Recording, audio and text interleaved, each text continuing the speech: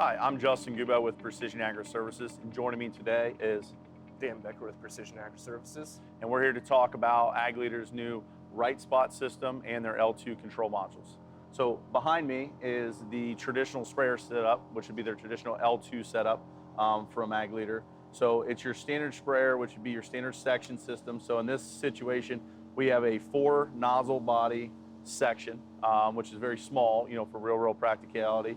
But in our demo stand, it's a good illustration of what we're trying to show.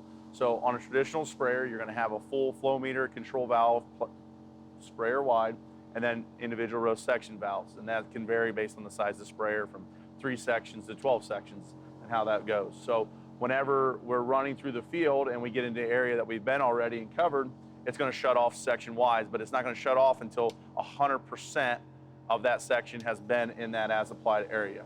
So also with the L2 system, as you can see on the screen, we also have pressure monitoring. We're just monitoring pressure. You have the ability to put the nozzle system, the type of nozzle into the display and what pressure you want to run at based on the chemical that you're using. And the system's just going to display you pressure so that you know as an operator to stay within those means. As you slow down and speed up, the system's not compensating, has no compensation as far as that side of things on the pressure-based side. It's still going to run your full flow as necessary. So Dan's going to take some time to show us on the RightSpot side how that system differs from the L2 and some of the advantages of it. So RightSpot is Ag Leader's nozzle-by-nozzle PWM control system. With PWM, pulse width modulation, we get this nozzle pulsation, which allows us to achieve a independent pressure and application rate relationship. So our pump still has the ability to ramp up, hold and keep pressure, and then we open or pulsate these nozzle valves to achieve our rate. These nozzle valves pulsate at 10 hertz or 10 times per second. So every 10th of a second, these nozzle valves are opening for a certain period of time to help achieve our rate. As we come in or out of a headland, we're throttling up, we're speeding up, we're coming from 4 or 5 miles an hour up to our operating speed, which could be anywhere from 9 to 17, 18 miles an hour.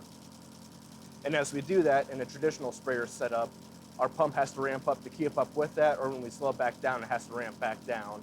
And when we ramp up like that, or we ramp back down like that, that gives us major pressure inconsistencies, major rate inconsistencies as the pump tries to keep up with our speed. When we switch to a PWM system like this, we eliminate that completely.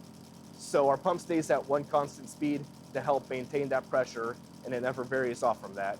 And then we just change how long these nozzles are open for to achieve our rate. So at a slower speed, our nozzles might be running at what we're going to see here would be about 20% PWM, or they're going to be open 20% of the time and closed 80% of the time. And then as we speed back up here, we'll see they come up to about a 40% range. That means they're open 40% of the time and closed 60% of the time. And so that allows us to achieve our proper rate across a wide variety of speeds, where we're still maintaining our pressure, maintaining our droplet size, and getting the most effectiveness out of our product. Also with this, we have the ability to do row by row nozzle control, so we can shut our nozzles off on a per nozzle basis, whereas on a traditional sprayer, we're shutting that off in 5, 10, 15, 20 foot swath sections. When you go to spray point rows, headlands, odd-shaped fields, waterways, anything like that, with a swath section that is 10 foot wide, 20 foot wide, we start to get a lot of area in that swath section that is being oversprayed into a waterway or an already applied area that is turning into wasted product. When we come to a system like this, we have the ability to shut that off on a 15 or 20 inch spacing, depending on what your sprayer is set up for. And because of that, we're having much tighter tolerances. We're allowed to save a lot more product that way. This also features churn rate compensation. So in the corners of your fields, you see it a lot when you drive past the farmer's field. You have a lot of weed pressure in the corners of the fields where the sprayer churns, because that outside boom is spraying at the same rate that inside boom is, but that outside boom is moving a lot faster as the sprayer comes around on a churn. Whereas that inside boom is sitting still and it is over applying on whatever it is sitting top of. With this, with the churn rate compensation, the nozzles on that outer boom are running harder to keep up with the speed that outer boom is moving at, to keep a consistent application rate across the whole length of that boom, so that from the very tip on all the way to the center, we are accounting for that properly, getting our set 10, 15, 20 gallon an acre applied rate. And the nozzles on the inside of our churn on that inner boom are running at a reduced rate to help account for the fact that that boom is not moving as fast. We also have the ability to, over here, to bump up our rate on different sections of the boom. We can assign what sections of the boom and what we want to bump the rate up to, but we can set it to run at 110% rate, 150% rate, 200% rate, or whatever the system can handle as a bump based off what PWM we're running. And this allows us to, in our corners or in certain spots of the field where we have heavier weed pressure, or you think maybe I need a bit more fungicide or a bit more fertilizer in this field, we can bump the rate in that section of the field with a tap of a button.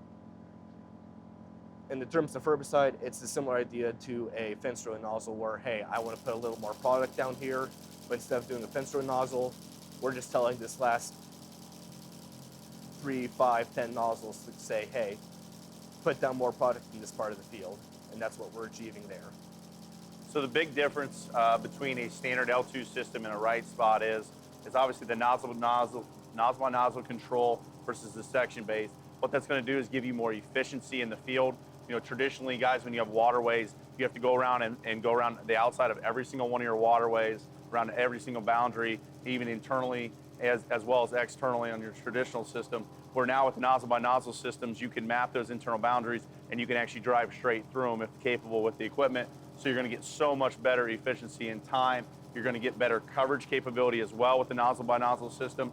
You might be able to spray when the wind's a little bit more, you know, on that marginal side because you're controlling your droplet size. You're not getting as much drifting effect.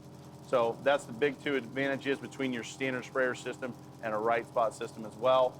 Ag Leader has a nice feature with the RightSpot as well. They have a new boom recirculation system called BoomLoop. It's only compatible with RightSpot. It's controlled right through the display and the priming function. So if you change chemicals quite often, you can go with the BoomLoop system, you can prime it, and you can recirculate that product fully through your boom so that when you instantly tell the system to start spraying to get in the field, you have full product, full chemical the way you want to spray versus having that mixed product and still trying to clean the other product out ahead of time. So if you guys have any questions, please contact us at Precision Agri Services.